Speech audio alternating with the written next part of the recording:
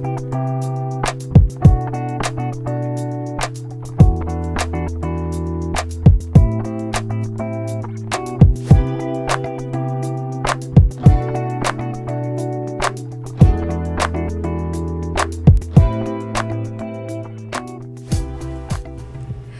and welcome back to the Road to Good Cooking, and today I'm going to show you how I made my ugly chicken tacos.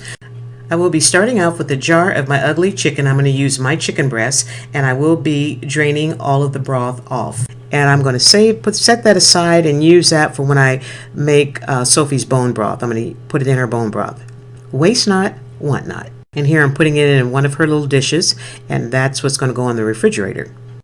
I'll be making her bone broth in a couple of days. So I'm going to restrain it one more time into her little dish, and then that goes into the refrigerator. That broth is really good too. She's going to enjoy that. Look how clear it is. And I'm going to lay all my chicken out on a paper towel so I can wipe all the little white stuff that's around pieces of the chicken, because I don't want that in my tacos.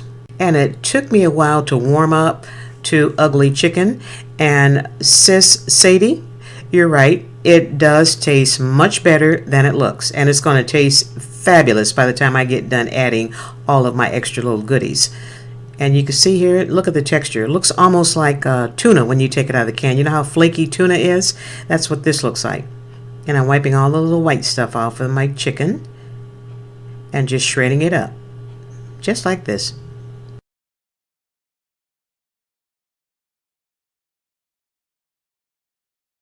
And I tell you one thing, I am a believer now of ugly chicken, and it took me a while to warm up to it simply because I couldn't get past the way it looked in the jar.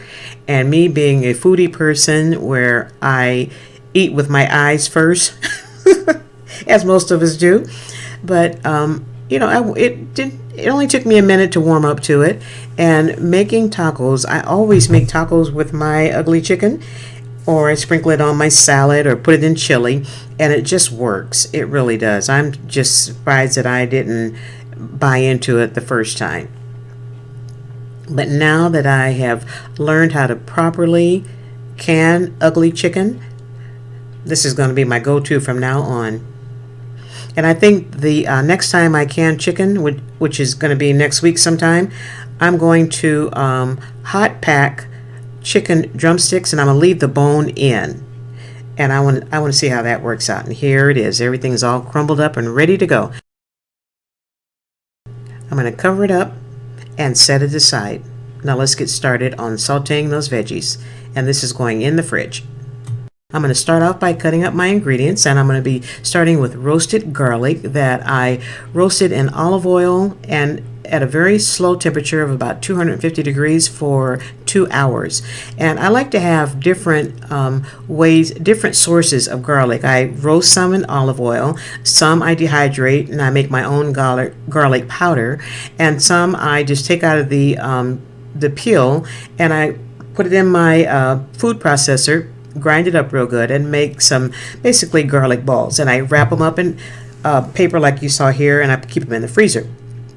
So I have different garlic for different applications, and for this application where I'm not going to be cooking the vegetables that long, I'm going to be using the roasted garlic as opposed to the raw garlic. I have my saucepan on the stove on medium-high heat, and I'm adding some olive oil to my pan. And I will be sauteing my vegetables. I'm only going to cook them till they're nice and soft. I don't want to caramelize them. I just want them to be nice and soft when I cook them. And here are the bell peppers. I'm going to be adding some diced bell pepper. And you remember in one of my last videos I told you how I chop up all my vegetables at one time, because if I have to cut up my vegetables every time I want to use them, I wouldn't do it. So I like to do everything ahead of time. And I have 2 bags of bell pepper chopped up in my freezer, ready to go. And here are the onions. I keep some in the freezer, some I dehydrate, and then some I caramelize, and I keep those in the refrigerator. So if I want to make a sandwich or something, I have some caramelized onions to put on my sandwich. And I'm adding my onions, and I'm going to cook everything, just stir it around until it gets nice and softened. And I'll be adding some of my homemade taco seasoning. And if you're not making your own taco seasoning, you're missing out on life.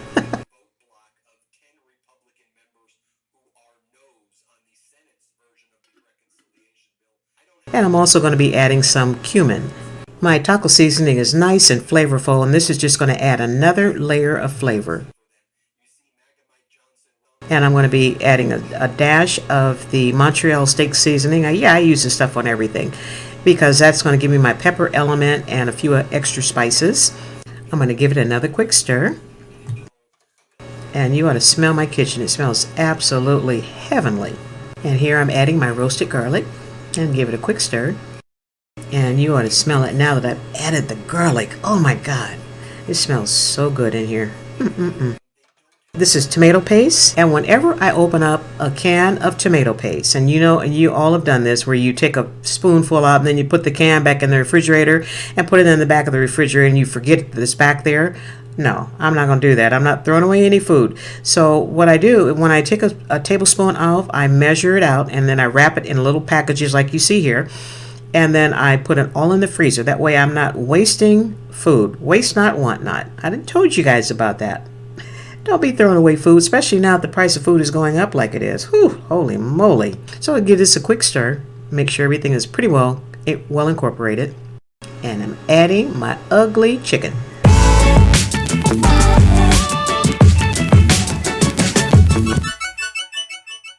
And give it another quick stir and make sure that everything is well incorporated. I want to make sure that my chicken is covered with all this wonderful flavors and ingredients, because the chicken, I didn't season it that much. I just cooked it in the broth before I put it in the canner.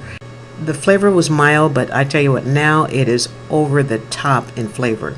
I'm going to give it a quick stir, and then I will be putting it back in the bowl.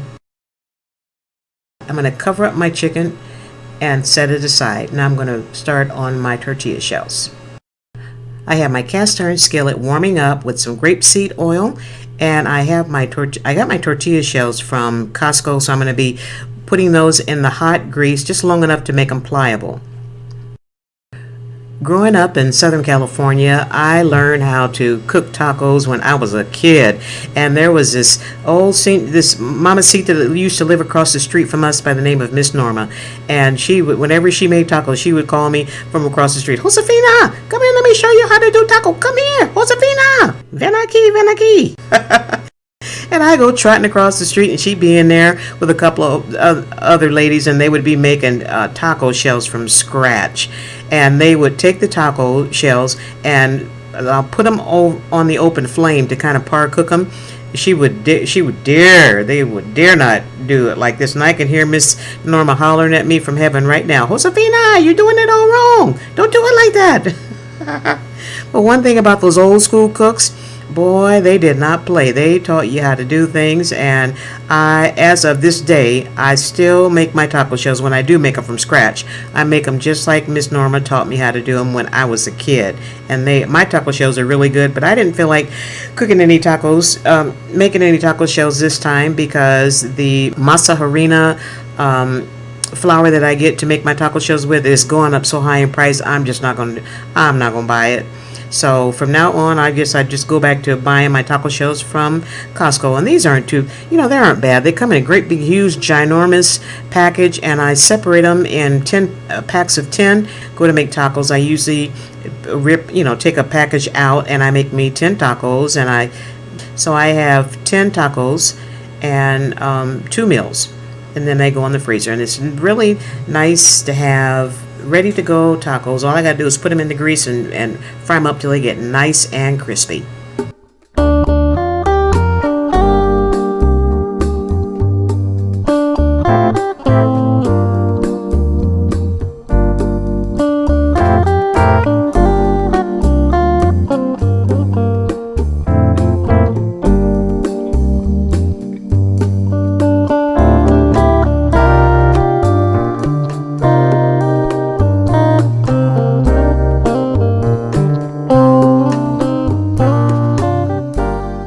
From here, I'm going to stuff my tacos with the meat mixture, and I'm going to add a little bit of cheese, and that's just to keep everything in place so nothing will fall out of my taco shells while I'm frying them up nice and crispy.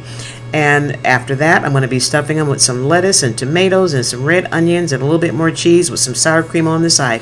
You already know what I'm going to be doing after that. So just sit back, relax, and watch me work like you always do. Then join me at the table for some tacos.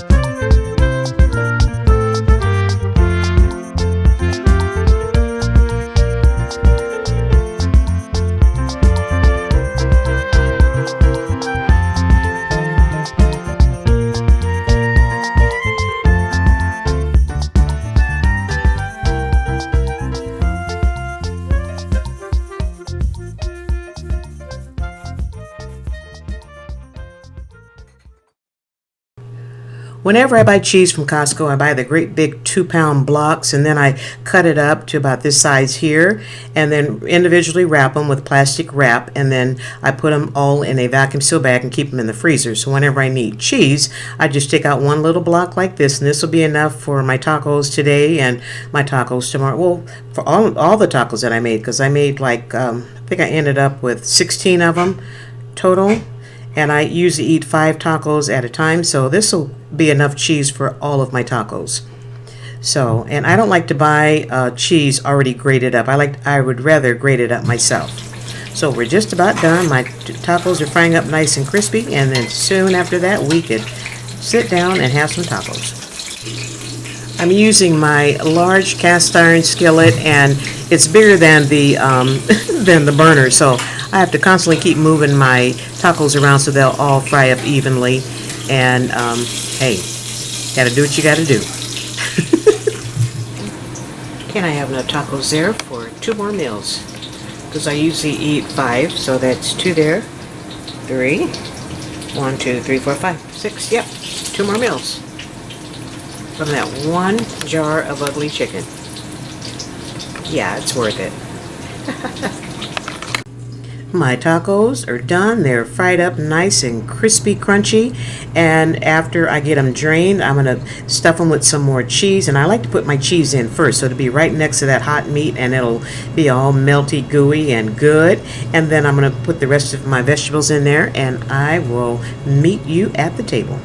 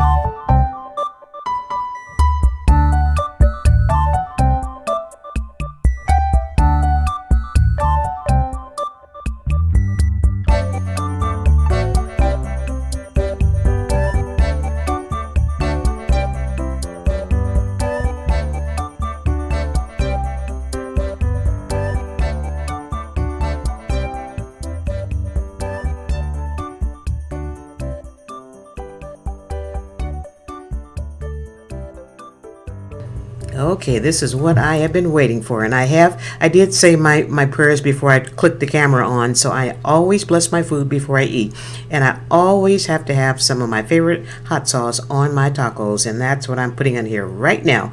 I didn't have a beer, so I'm just gonna have water tonight for my dinner. And if you're new to my channel, thank you so much for stopping by and spending a few minutes of your time with me, and I hope you make some ugly chicken and some tacos soon. This recipe will not disappoint. And I tell you what, I am a believer of ugly chicken because not only have I made it in tacos, but I put it in chili. I made me a, let's see, chicken salad sandwich. I made some burritos with them. My sister was in town over the weekend, and I made her some chili, and they had chicken burritos, and everybody enjoyed everything. All right, so I'm going to go so I can finish up my meal, and thanks again, you guys, for stopping by. You guys all be safe out there and take care, and I'll see you when I see you. I was so hungry, I forgot to mention this, but you guys, if you're new to my channel, please don't forget to hit that subscribe button and that notification bell. And that way you'll be notified each and every time I upload a new video. And give this video a big old thumbs up to let YouTube know that you enjoyed my content. Now I'm really going to go, so I'll see you when I see you.